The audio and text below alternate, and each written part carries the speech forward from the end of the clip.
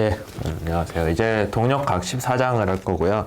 14장에서 다루는 내용은 질점들이 하나가 아니라 여러 개로 나와 있고, 그 다음에 그 질점들의 구성이 서로 상대 위치가 일정하게 정해져 있는 그런 시스템을 다루고 있어요.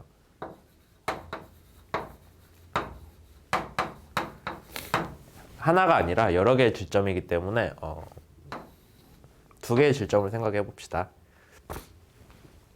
질점이라는 건 부피는 없고 질량은 있는 점이잖아요. 근데 얘네들을 질량이 없는 어떤 막대기로 연결을 했다고 쳐요. 두 개만 하긴 좀 그러니까 세 개를 연결했다고 칩시다. 여러분들이 정력학 때 배웠을 법한 트러스 구조랑 비슷하다고 보면 되는데, 트러스 구조는 자체 질량을 따로 치진 않았지만 우리는 트러스 구조가 만나는 점에는 질량이 있다, 질량이 배치되어 있다 라고 생각을 하고 문제를 풀 거예요. 이런 식으로. 이런 서로 간의 위치가 고정되어 있는 물체에 대해서 여러분들이 여기에다 힘을 M2니까 F2라고 해볼까요? F2만큼 작용을 했어요. 그럼 어떻게 될까요? 얘네 셋이가 뭉쳐서 이동을 하겠죠. 셋이 위치를 똑같이 한 채로 병진 운동을 할 수도 있고, 아니면은 얘를 때리면 얘가 뱅글뱅글 돌면서 회전 운동을 할 수도 있을 거예요. 우리가 아직 동력학에서 회전 운동을 배우진 않았는데 15장에서 배우겠죠. 회전 운동을 배우진 않았지만은 그래도 회전 운동이 발생한다라는 거는 알고는 있잖아요, 상식적으로. 뭐 그런 식으로 흘러갈 문제들이 있을 거다라는 거죠. 이제 나중에는 질점들이 따로따로 위치가 나눠서 배치된 게 아니라 연속적으로 배치되어 있는 시스템을 배울 거고, 그건 우리가 강체라고 할 거예요. 리지드 바디. 네, 아직은 그건 아니고 15장에서 배울 거고요. 14장에서는 이렇게 떨어져 있는 질점들이 서로 위치가 고정되어 있을 때, 상대적인 위치가 고정되어 있을 때, 여기에다가 우리가 앞에서 배웠던 어떤 물리적인 해석법들 있죠? 물리량이나 뭐가 있었어요?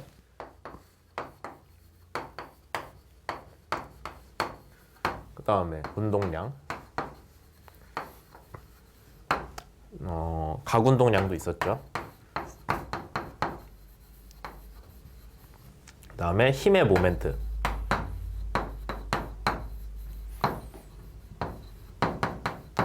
이런 것들 배웠잖아요. 하나의 질점에 대해서 작용하는 이런 애들을 배웠는데, 여러 개의 질점에 대해서도 얘네들이 어떻게 작용을 한다라는 걸 배울 거고요.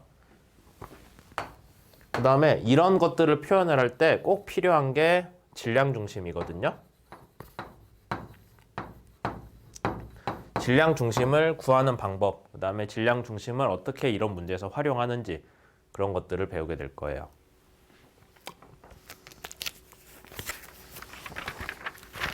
(14.1) 시작을 해볼게요. 14.1a. 14.1a에서 다루는 문제는 뭐냐면은,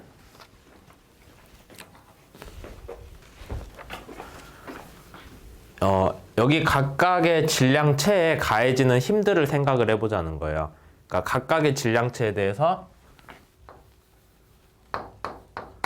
시그마 F는 MA를 적용을 해보자. 얘는 벡터고, 시그마 1, 2, 여기 1, 2, 3니까 시그마식도 사실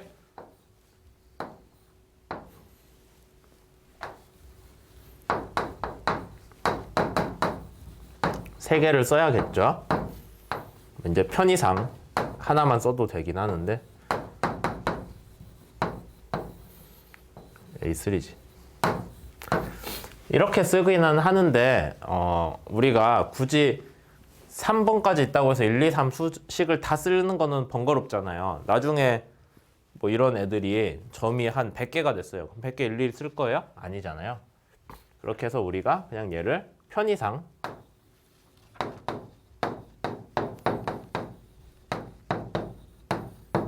이렇게 써도 상관없겠죠? i라고. i번째. 근데 i가 지금은 1, 2, 3까지 있다라고 보면 되죠. 이렇게 돼 있는데, 외부에서 가해지는 힘은 뭐 여러 가지가 있다고 해도 거기에 대한 합 하나만 생각하게요. 우선은 식을 좀 편하게 하기 위해서. 근데 얘한테 가해지는 힘이 얘만 있을까요? 1번에서 2번으로 가해지는 힘도 있을 수도 있죠. 책에서는 1번이 2번한테 가해주는 힘을 소문자 F로 표현해서 2번 물체에다가 1번이 가해주는 힘이라고 표현을 했습니다. 같은 이유로 이런 방향 힘도 있겠죠. 2번 물체에 3번이 가해주는 힘.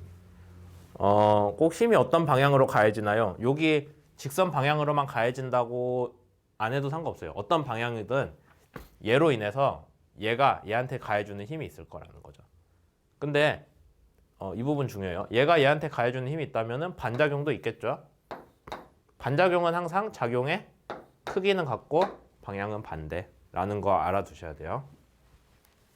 그럼 다시 이 식으로 돌아와서 그러면 1번 질량체에 가해주는 외부 힘에 다 더한 거는 F1이라고 쓰고 1번 질량체에 추가로 가해지는 힘 뭐가 있어요?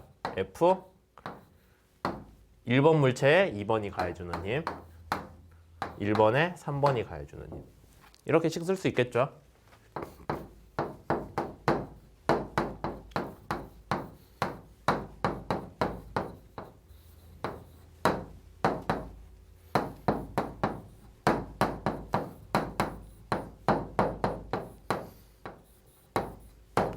이렇게 각 물체, 각 질점 1, 2, 3에 대해서 외부에서 가해주는 힘, 내부에서 다른 질점이 우리가 지금 해석하려는 질점에 가해주는 힘, 뭐 이런 식으로 정리가 될 거예요. 근데 작용, 반작용 때문에 크기는 같고 방향은 반대. 얘를 일반화해서 쓰자면은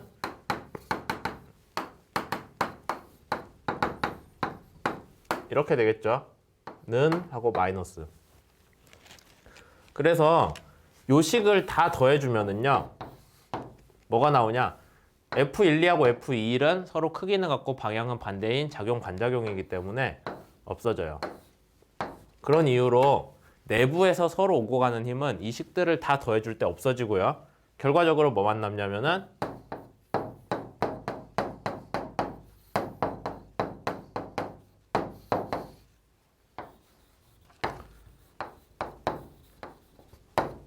이렇게 나오죠.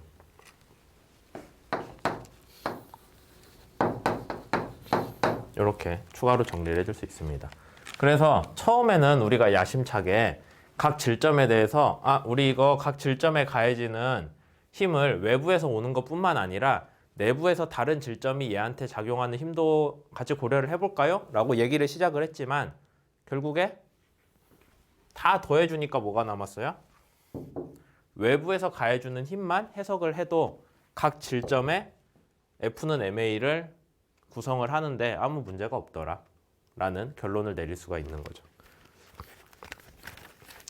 물론 조금 더 복잡하게 가자면은 내부에서 서로 간에 힘이 강하면은 얘네가 변형이 온다거나 할 수도 있어요. 근데 아직 우리 동력학은 재료역학 같은 경우까지 안 갔기 때문에 물체의 변형까지 다루지는 않아요. 그래서 내부의 힘은 아무리 크든 작든 간에 얘네들끼리의 질점끼리의 위치 변화에는 영향을 전혀 주지 않는다라고 생각을 하고 해석을 하고 있는 거죠.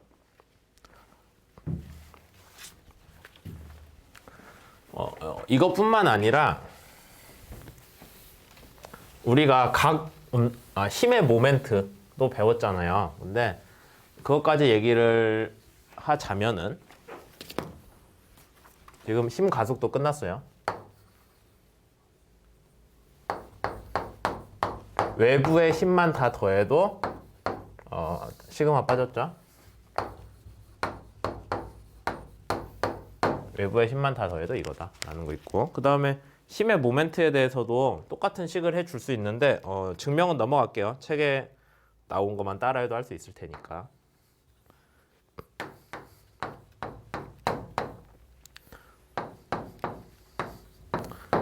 이게 힘의 모멘트잖아요. 힘 크로스 프로덕트 어떤 기준점에서 회전 중심에서 아니면 우리가 생각하는 기준점에서 힘에 작용하는 위치까지의 위치 벡터. 아니면 여러분들이 얘를 그냥 모멘트라고 써도 되죠.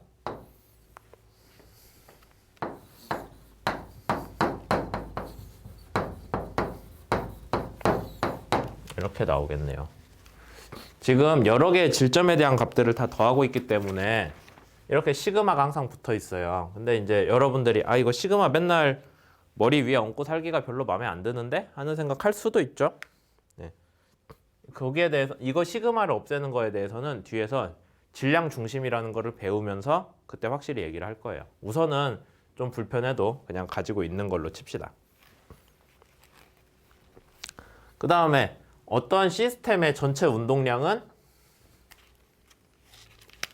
여러 개 질점으로 구성된 시스템의 전체 운동량은 각 질점 운동량의 합이랑 같겠죠.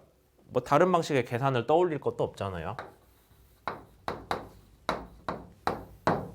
이렇게 계산이 되고요. 그 다음에 각 운동량도 우선은 원점에 대한 각 운동량 생각합시다. 우리가 각 운동량 아니면은 뒤에서 다룰 힘의 모멘트 그런 것들은 항상 원점이 어딘지 해석을 할 때 회전 중심이 어딘지를 지정을 안 하면 안 된다고 했어요.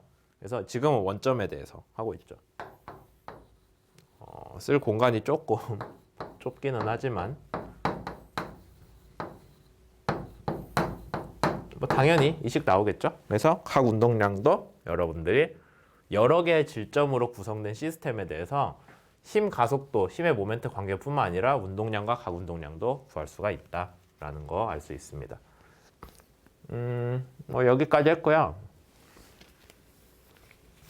당연한 얘기지만 이제 운동량의 시간 미분을 하면은 힘이 나오겠죠. 그거는 이미 하나의 질점에 대해서도 여러분들이 알고 있는 거잖아요. 그러니까 여러 개의 질점에 대해서도 운동량의 시간 변화율을 구하면은 이 항이 이게 되겠죠. 그래서 걔는 힘의 합이랑 같다 나올 거고 각 운동량의 시간 변화율을 한번 구해볼까요? 그거는 조금 식이 복잡하니까 한번 해볼 만 하겠네요.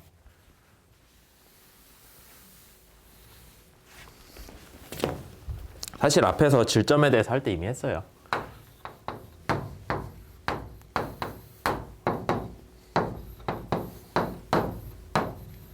우변을 그대로 시간 미분해 준 거랑 같겠죠.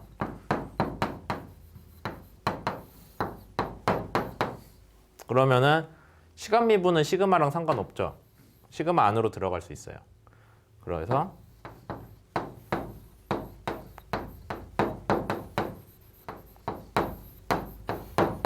그 다음에 엄연히 벡터끼리 곱이긴 하죠. 곱셈에 대한 미분이니까 앞에 거 미분해 준 거, 뒤에 거 그냥 둔 거.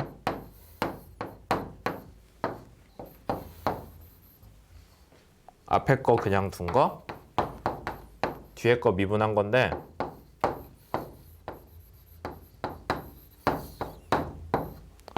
근데 시간에 대해서 질량 변해요? 안 변하겠죠. 그래서 사실 얘는 뭐만 남아요? 질량은 앞으로 튀어나오고 미분항 안에는 시간 미분만 남는데 걔는 또 뭐랑 같아요? 가속도랑 같겠죠. 그래서 얘가 질량 곱하기 가속도 항이 되고요. 그 다음에 얘가 문제인데 위치를 시간 미분하면 걔는 속도잖아요. 속도. 근데 속도 크로스 프로덕트 속도가 돼요. 같은 방향의 벡터끼리 외적을 하면은 같은 방향의 벡터끼리 크로스 프로덕트를 해주면은 그거는 값이 항상 0이 나오거든요. 왜냐하면 크로스 프로덕트 계산하는 중간에 사인 세타가 들어가요. 두 벡터 간의 각도인 세타에 대한 사인 값. 근데 둘이 같은 방향이면 사인 세타가 0이잖아요. 그래서 얘가 0이 됩니다. 이 성질은 외적 풀 때 되게 중요해요. 그래서 얘는 0이고 이것만 남죠. 따라서 각 운동량의 시간 변화율은 뭐랑 같다? R 크로스 프로덕트 MA랑 같구나. 그게 아까 우리가 썼던 힘의 모멘트 식에서 확인할 수 있었던 내용 그대로죠. 여기까지 해서 이제 여러 개의 질점으로 구성된 시스템이더라도 우리가 알고 있는 힘 아니면 힘의 모멘트, 운동량, 각 운동량 등을 적용을 할 수 있다 라는 걸 먼저 확인을 했어요. 근데 한 가지 문제가 그렇다고 맨날 이렇게 모든 질점들에 대해서 다 구해가지고 시그마를 취할 거냐? 번거롭잖아요. 어차피 해야 된다면 하겠지만은 번거롭기 때문에 이걸 좀 쉽게 설명하기 위한 내용으로 질량 중심을 14.1C에서 들고 나옵니다. 그래서 질량 중심을 이용을 해서 물리 현상을 해석을 하면은 저런 질점들을 쉽게 해석할 수 있다라는 내용으로 다음 챕터로 다음 영상에서 얘기를 시작을 할게요.